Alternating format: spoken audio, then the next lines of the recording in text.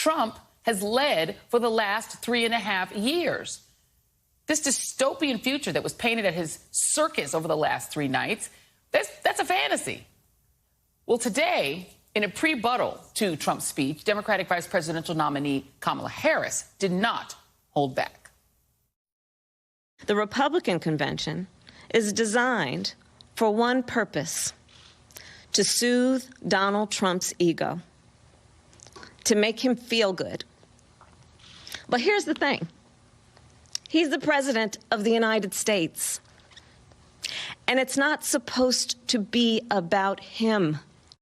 The New York Times notes that the insistence that Trump can solve the chaos unfurling while he is in charge is a bit of messaging jujitsu that has become a dominant theme of the week. Mr. Trump's ability to turn back Trump-era ills that have, in this telling, been largely out of his hands to date, exemplified in its most absurd form by Vice President Mike Pence's closing argument last night.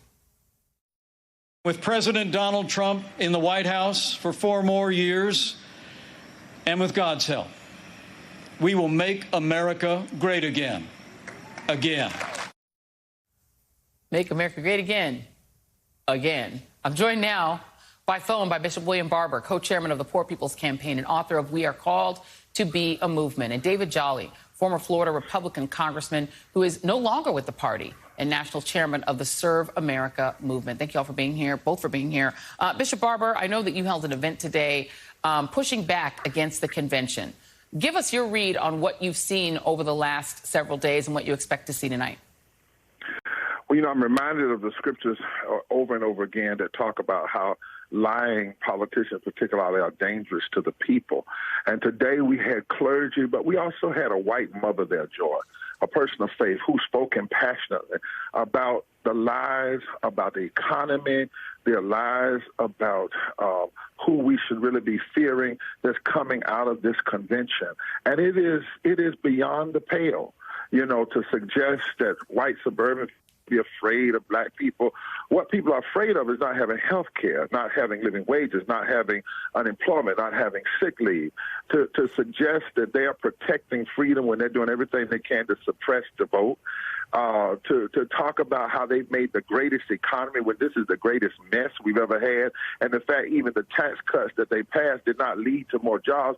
It just led to more buybacks of their stocks by the wealthy to boost their own pockets. And then to watch Mike Pence last night on Donald Trump's behalf mess up the scripture, misinterpret the scripture, suggest that God is helping them let 180,000 people die. God helped them be inept when it came in response to COVID.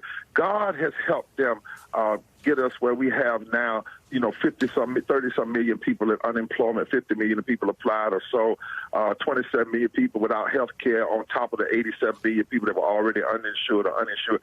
I mean, it's the biggest heresy, and I have to call it heresy, that I have ever seen in modern day. And it's dangerous, George.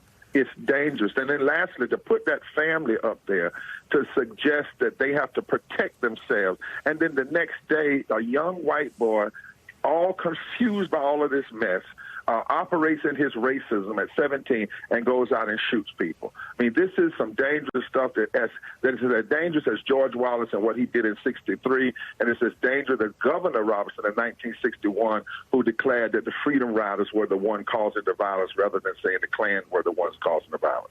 And David, George W. Bush did mission accomplished to try to make it look like the war was won when it was clearly not, right? I mean, politicians do, Sure.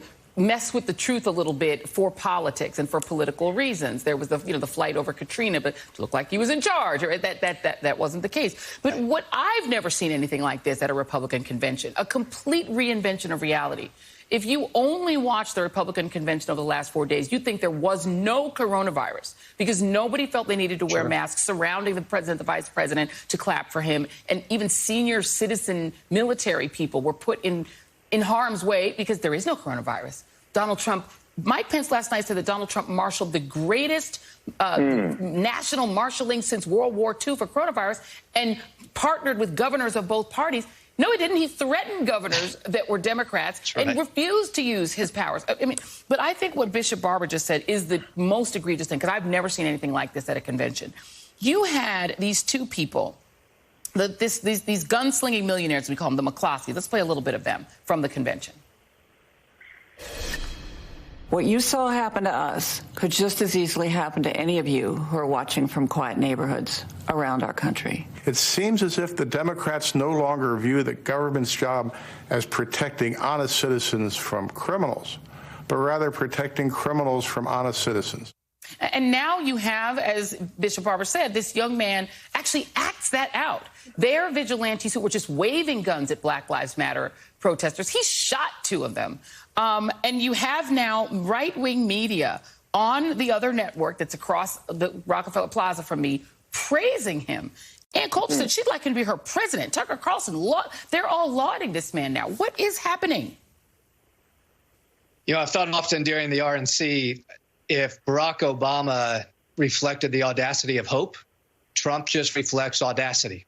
And that's what we're seeing at the RNC, just a whole lot of audacity, because not just the lies and misrepresentations, but they're trying to present a narrative that perhaps could have been, that I think Republicans wishfully think has been the last 3 years. But to your point, not only are they overlooking all of the negatives, and in the case of a pandemic, nearly 200,000 deaths, and in terms of the violence in the streets that is not addressed by this president, but they also are frankly lying. When Mike Pence said that Donald Trump shut down all incoming flights from China, that is not true. When Laura Trump said we had the highest rate of women employment ever under this president, well, that was as of March. It ignores the historic decline since March. But to your point on the couple and to the issues in Kenosha, we cannot extract the element of race from all of these narratives that the Republicans are putting out. Donald Trump is telling white people that Black people are coming for you. That is the message of the RNC. It is damning. He should be criticized and he should be damned for it. But the heartbreaking part of all this, Joy, is while the issues around race and the conversations around race are so complex and can be very hard, leadership in this moment is not. All it takes for a leader is to listen and to understand and to show empathy and to acknowledge these are tough, complex issues. But I can be the law and order president while supporting the police, but also supporting prosecutors. I can also support social and racial and criminal justice for those who are taken advantage of and are victims of systemic racism. A leader, a president who leads the nation in that direction will garner the support of a majority of the American people. And I think that's the contrast you see right now between the Biden-Harris ticket and the Trump-Pence ticket. And to that point, let me just play a bit of Biden and a little bit of Senator Harris. Here is Joe Biden talking about whether or not he would go to Wisconsin. This is 8 for my producers.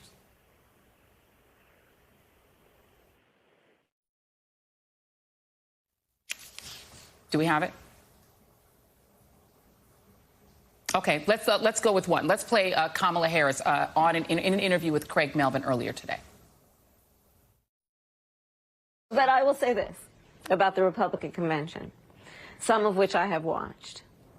I have yet to see these people who profess to be national leaders speak about this issue of the killing of unarmed Black men, brown men, indigenous men in our country. I have yet to see them speak about it. Let me just read what Joe Biden said earlier. He was asked whether or not he would go to Wisconsin, Bishop Barber, and he said, yes, I would. I would consider that. What I don't want to do is I don't want to become part of the problem, and I want to make sure that it's able to be done safely, and I would bring some competence. If I were president, I would be going. I mean, so you have the expressions of empathy on the other side, but during this convention, I haven't heard any expressions of sympathy for people who have been shot or killed by police from any person on that stage. Well, let's go even further than that, because what I want to do is push that is racism and responding to cops killing innocent Black men, but that's not the only form of racism, and it's not the only form of death. This convention is engaged in what we call necropolitics, the politics of death. necropolitics, the politics of death. And what they're not acknowledging is any of the death. Now, I must also say to Republicans, even those that recently said they don't like Trump, they also going to have to repent for how they helped set this up, because this is not new. This is Ronald Reagan to the nth degree. This is Lee Atwater, George Bush to the nth degree. This stuff has been sown for a long time. We played these racial politics, this politics of tax cutting, politics of entitlement, framing issues like health care is going to really help those people. That's been a long time. But what we haven't, not only have they not said anything about that, they've really not said anything about all of the people who are dying from the lack of health care. George, one study says something like 4,800 to 5,600 people die for every 1 million people that are without health care, even before COVID.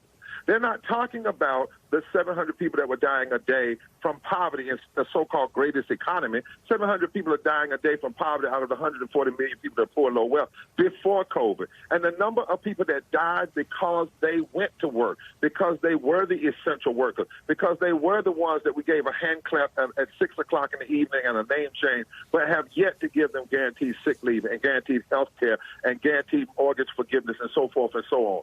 So we have all of this death, right? All of this death that is happening. And so they're not acknowledging the death that's on camera. They're not acknowledging the death that's not on camera. They're telling the lies and acting as though everything is okay. And that's what makes this so deadly, because if you don't talk about it, you can't face it. And so I would say, even to Vice President Biden, there's something more important than going to Wisconsin. It's talking about Wisconsin. It's talking about Appalachia. It's talking about the poor people that are dying in the midst of this at overwhelming rate. It's talking about the people that are going to die from health care and will die if we don't have health care for everybody. It's talking about what's going to happen if we get to over 50% of the people in this country in poverty, and how many people are going to die, never on camera, always in the back places of life, but families will be destroyed. And we decide in this country we're going to address death, whether that's death by a racist cop, death by racist and class-based health care, death by racist and class-based lack of living wages. We have to decide we're going to believe the first principle of the Declaration of Independence, and that is life, liberty, life. And this, what we are seeing, is lies that is not reflective of life. And it's dangerous and it's deadly. And David, we live in a country where, Nikki Haley, used Dylan Roof as an example to try to show that she had, compassion for black people who have died from violence. But Dylan Roof got Burger King when he was arrested, right? He was arrested peacefully. He was allowed to surrender peacefully. This shooter in Kenosha walked around with a gun, and police didn't even stop him. They offered him water. And he was visibly armed. They didn't mind. They thought that was fine. And he was arrested peacefully, and yet, black people can't even be pulled over without being in terror of being shot for no reason. Can't get into a car, can't stand up, can't sit down. You walk to the left, you get shot. You walk to the right, you get no matter what you do. And so, the Republican Party over the last 4 days has not endorsed that, right? If they don't endorse that, they sure had a funny way of showing it. I think one thing we've learned during the Trump years and during these 3 days of the convention is that white Republican leaders can't talk about racial justice. They can't talk about racism, and they have trouble condemning it. And what you see them do is they defer to equality of opportunity. It's kind of this get out of jail free card that actually everybody's free to live the life they can live, and they're responsible for their own decisions. They conflate equality of opportunity with personal responsibility. Equality of opportunity is a calling for policies to create equality of opportunity, as the bishop said, to ensure that there is access to affordable quality health care and to early childhood education, quality education. Those are policies that any party could champion, and they could fall back on then. What I would say to my Democratic friends, though, and I don't want to be a skunk at the party, but I mean this with conviction. If you're angry about what you're seeing at the RNC this week, don't get angry, get busy. Because I promise you, it's actually very effective. For the crowd that Republicans are trying to mobilize, this is an effective week for them. Yes, that's right. And for the Biden campaign, get your candidate to Pennsylvania, to Wisconsin, and to Michigan. Get him there, because that is who they're going after, and that's who gave the election to Donald Trump in 2016. Get Joe Biden there. Yeah, don't assume that people don't like it, because unfortunately there are more people than you think that actually like and condone what we're seeing. And Joy? Yeah, I'm sorry. Yes. And what I would say to everybody, the part of getting busy, we ought to get busy. And, you know, there's a lot of conversation about what we're going to do, striking. We should have a major strike boycott on election day, the election weekend, and say we're not going to do work, but we're going to do vote. We're going to do vote. We could turn loose everything. We got to make it so that everybody goes to the polls. Yeah. If you don't go mail in, you take your lawn chair, you sit down if you need to, whatever you have to do, because this is serious. Yeah. This poison they are spreading is serious, as my brother said. It is, and they're using, and the saddest thing, they used black people to help them make the message happen, and who were willing to be used, obviously. But what a week it's been. Bishop William Barber, David Jolly, thank you. It's always great to talk to you both. Thank you so much.